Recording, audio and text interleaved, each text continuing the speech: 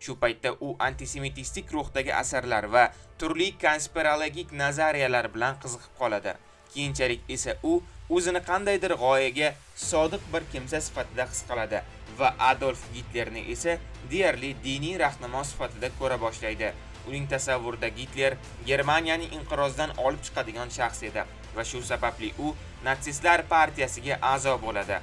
Goebbels o'qimishli odam bo'lib, nutq yozish va omma oldida nutq so'zlash bo'yicha juda ham katta tajribaga ega edi.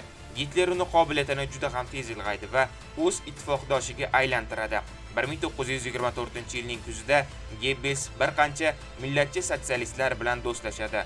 Tug'ma notiqlik qobiliyatiga ega bo'lgan Goebbels Elberfeld shahrida NSDAP, ya'ni Nemis Milliy Sotsialistik Ishchilar partiyasining tuman rahbari etib tayinlandi hamda har hafta 2 marta chiqadigan Milliy sotsialist jurnalining muharriri sifatida faoliyat olib bora boshladi.